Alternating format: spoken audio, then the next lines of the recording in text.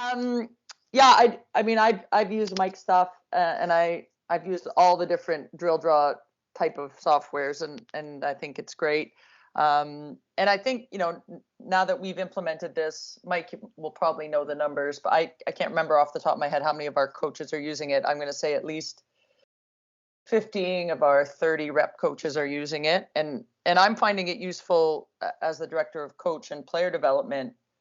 I think you have to establish some foundational skills across the board in your association, and you can't do that without some foundational drills that everybody uses and is capable of teaching, right? So to your point, I'm capable of teaching a certain thing because I've been doing it for so long. How do I get, to, as Mike said, some guy who's a lawyer by day who has 10 minutes to prepare for practice, how do I get him able to teach that same foundational skill drill? And I think that's, the crux of it all. I think flow drills are fine.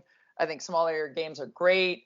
But if you're not establishing this foundational skill across your entire organization, you're just one year you get Mike as your coach, and the next year you get me, and it's different. And I don't know if that's a sound way of doing it. So having a platform where you can share those things, and also, I mean, I probably stole this from Darryl's book or somewhere else that Darryl pointed me, but like, we've got key principles of play that every team adheres to, irrespective of whether they're U9 or U22 or B or AA, right?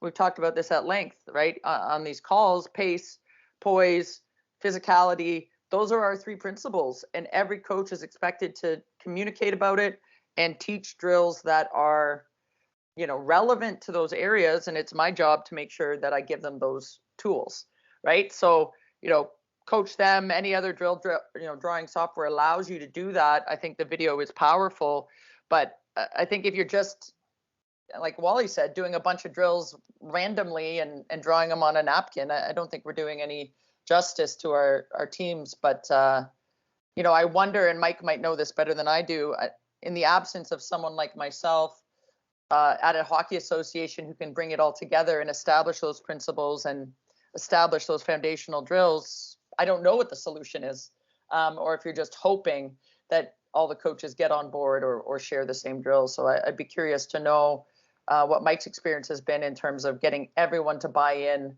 on a core set of drills or principles that they can teach from. Well, I would say, Darryl, did you want to go first before I went? I was just going to kind of tie my thoughts together, that maybe you can comment on all of it rather than, having to maybe repeat yourself. Maybe just give me one chance here to just slip in. I think Wally's right. I think the platform is right. I think that what Kim's talking about is right. I think you're all right in all the different ways. The issue that we have is very few coaches are genuinely capable of moving the needle in any way, shape, or form in terms of skill acquisition, because they haven't taken any time to learn how to teach skill, so they don't know.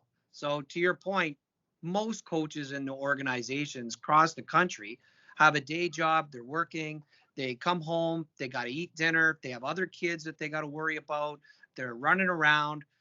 If they happen to get something written down or even have a thought of what they want to do prior to getting to the practice, they're probably miles ahead of most.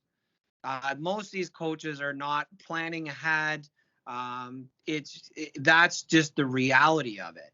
So any type of way in which, if you don't know anything and you're first starting, you shouldn't be teaching anything.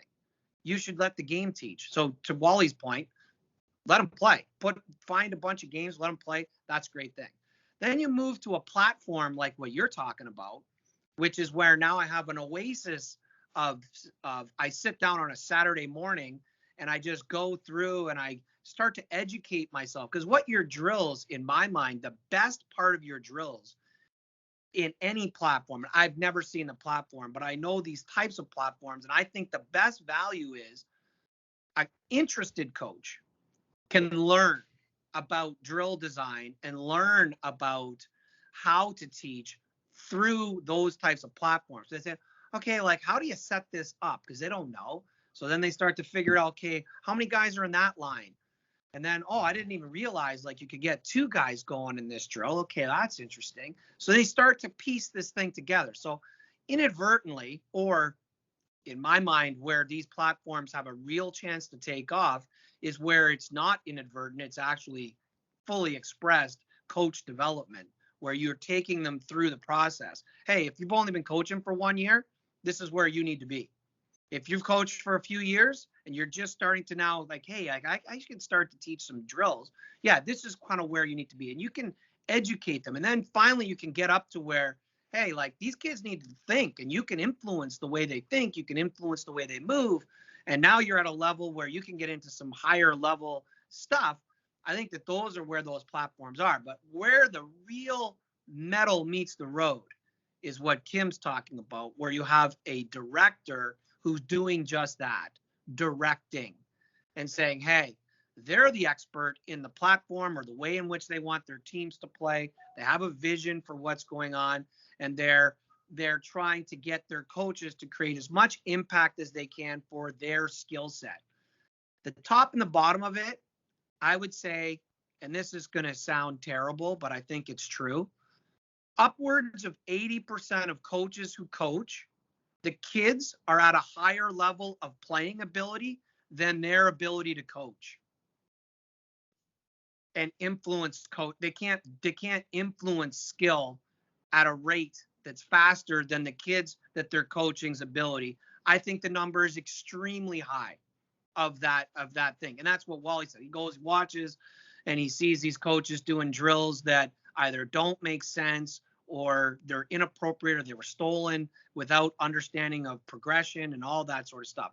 It's a massive challenge. So what I like about your platform and platforms like it is an opportunity to teach the person who wants to learn. The coach that really wants to learn can get into a platform like that and start really like, well, what about this drill? What about that drill? What's the difference between these two? How come this works this way? How come that works that way? And they start to vet it out. Over time, you can have a massive influence. And then if you have someone like Kim, who's at the top of your organization, who's directing you into the types of things that their eyes should be drawn to, now I really think you have a winning thing. But before that, if the guy comes in, he's like, hey, listen, I want to coach. Or no, I don't want to coach. My kid's just playing. And then they say, listen, we don't have a team unless one of you guys is coaching. So who's it going to be? And the guy's like, okay, I'll do it. Okay, that guy or that girl, you need to just do games. That's it. Because you're not capable of doing much else. So that's what you need to do. And then, oh, I really like this. I'd like to stay with it with my kid. Like, I love doing this. Okay, now you need a platform. And now you can start educating yourself. To me, that's what I think is exciting about some of these platforms, is I think that there's a real educational opportunity to do it. So that's my soapbox for drill design and the like. Well, I'm going to say it. Majority of the coaches out there are not getting paid. I would say that. And I would say that Kim, the way that she is done, like I see drills coming in and practice coming in every single day. It's crazy. Every single day I see something. And what she has done with her association is created organization. It's been pretty amazing what they have done. And it takes it's a lot of associations are just desperately, like you were saying, Darryl, desperately just trying to get one coach, one parent to step up to coach. Just like how tough is it to get somebody to step up and be a manager? It's a thankless job, to be honest.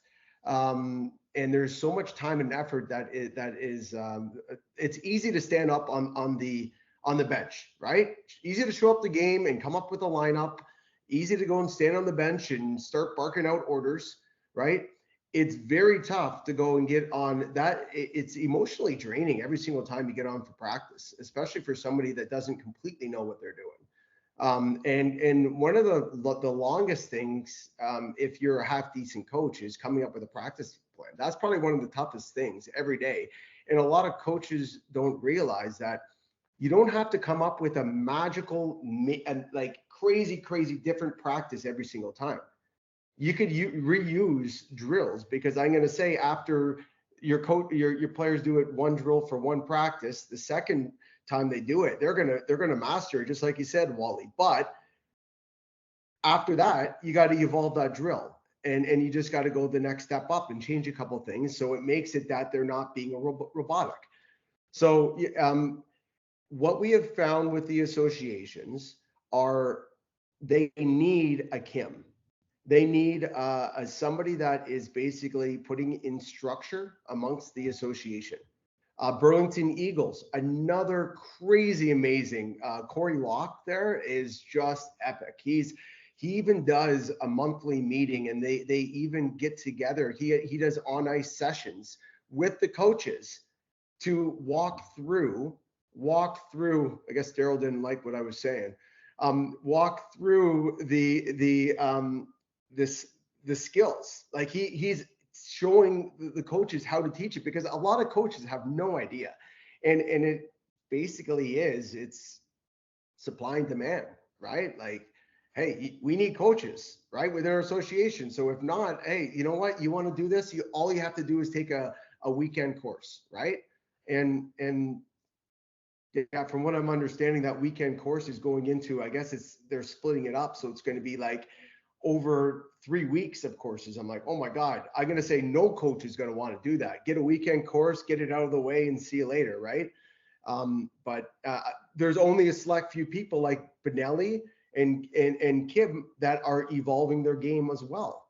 They're going to these different sessions and excited to come on this call. Like, I'm excited to come on this call to learn some things, right?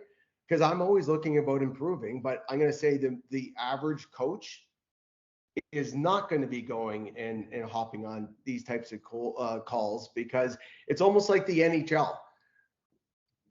I was a part of the NHL Players Association. I was a director. So basically, with every single, not director, but with every single team, there was two main guys on every single team that were a part of basically the board, and we basically made decisions on the whole entire thing. A lot of players didn't even want to get involved with that. They're like, because like in 5 years they're going to be done, and what did they have to?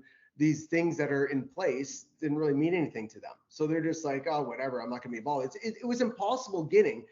They were flying us to like Pebble Beach. They're flying us there with your wife to come and having a spa weekend. Like, it was crazy. They were spending hundreds of thousands of dollars to get us to. There were like literally like 18 people that came out of 800 people. Like, it's crazy. So it's kind of like almost that these coaches a lot of time are just there to coach their coach along the way, right? And it takes a Kim, or it takes somebody, and a lot of these associations are going to say they don't have a Kim. They have a GM of an association, and they don't have somebody to implement anything. They like, okay, here's your team, see you later, we'll see you next year, right? And there's nobody holding these coaches accountable. So go ahead, Tim. Yeah, I was just going to interject. I mean, I agree with I see Darryl's dropped off, unfortunately, but that's okay. I agree with a lot of what has been said, and it's a delicate dance. Like, I think we're going down the wrong road if we say that deliberate drills have no place in hockey. I think we're going down the wrong road. I agree with the premise that Darryl's premise that, an idea that if you're a young coach who really doesn't know anything, then maybe your best avenue is to focus on playing small area games because they're fun, because there is some skill development within them, and it does allow the game to teach.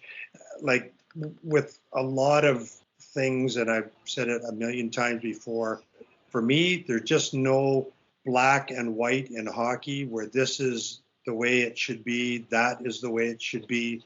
It's a delicate balance between, as Kim pointed out, the need for some foundational skills in order to progress as a player really requires some time commitment to enhancing and developing those skills. And that's where deliberate drills come in.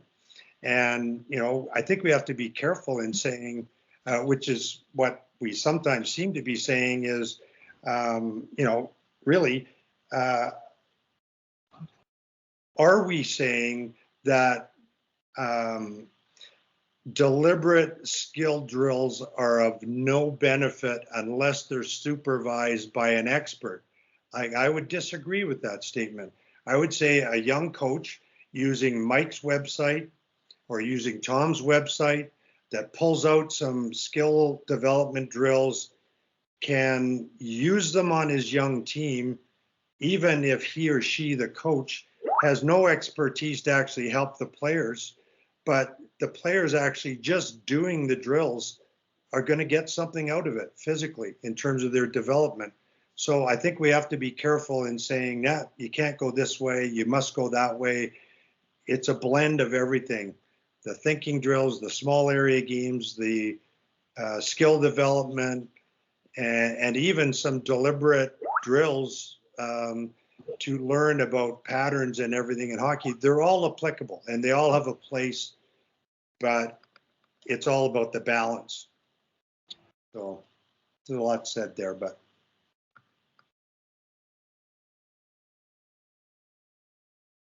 Kim, go ahead if you got your hand up there. Thanks. Yeah, I think, when you're talking about foundational skills, like you got to implement things that give you the most bang for your buck. Like I'm always challenging our coaches, even our most experienced and highest level coaches, like how few drills can you get the same result with? Like I think we want a billion drills, but if you had one drill, like if I said to you, you only have one drill to teach breakouts with, like you get one drill. You can do a million variations, but I'm only going to give you one drill. And if you could start to think in that way, then, you're not necessarily searching, for the latest and greatest flow drill. You're teaching something foundational. And I always say to my coaches, like there's a 3 practice rule. You've got to run the same practice 3 times in a row. If it's every Monday for 3 weeks or what have you, especially with the girls, like it's all confidence, right? So they run the drill the first time, they have no idea. No one wants to go first. They're all pushing to the back of the line. Eventually the second time, the third time, like they're confident and then they're flying and then they're learning, right? And now they're executing and now they can make decisions. The first time you run a drill, no one can make decisions because they're petrified. The coach is going to yell at them if they screw up the drill, right? And so, to Tim's point, the deliberate drills to me are the skill drills, are the foundational skill drills, right? How we pass properly, how we shoot properly, how we do everything properly, play the body, build a wall, all those things, right? And then you start to put it together into concepts and flow and systems and strategies. I've got one team I work with here that's U15B, which would be the lowest level rep in Ontario. And like just a mishmash of kids picked in COVID, right? No tryouts, no opportunity to see them on the ice. And I just went pure foundational with these kids. Like, the most we've done in terms of system or flow is like 1-on-1, 2-on-1, and 2-on-2 drills. Like no D zone coverage stand here, no breakout stand here, 0. And it's amazing. Like once they have that foundation of skill, we hammer it home and hammer it home. Everything they do looks better because they pass better and they shoot better and they're winning games 5-6-0. They're in first place. And if you told me that at the beginning of the season, I would have told you were crazy. But I just said to the coach, this is the way we're going to go. We're just going to hammer home skill. And their practices in September look very similar to their practices right now. They're just drills that have progressed. So, I think sometimes we could empower coaches with some basic resources and some of those, those drills that give you the biggest bang for your buck and just teach them how to riff on it. How do you add constraints? How do you add a back checker? How do you add a second puck? How do you add a pass to the coach? Right? And can you take that same drill and evolve it 20 different ways? Absolutely you can. And the kids sometimes think it's a different drill. But I think anyone here who played college hockey, played high level hockey, like I can still tell you the 5 drills we did at Dartmouth every Tuesday on our Tuesday practices for 4 years. They were the same damn drills. Didn't bother me. We had a pretty good team. So I think sometimes, I don't know if that helps you, Mike. It's probably, I don't know if that's the best, selling of your website. You got so many drills, but I think if we can teach coaches how to change drills and modify them, to suit their needs. Take that small area game and make an advantage situation, disadvantage situation, or add pressure. I think that's the real art of it. And you don't need to have 500 drills. You just need to have whatever Kilray had, right? What do you have, like 6 drills or something they say in his book? If we had that few drills, but you had a million different variations, I think that might be the sweet spot, for coaches who are less experienced, right? Who really need to start to build foundation. Anyways, I'll get off my soapbox now. Bye.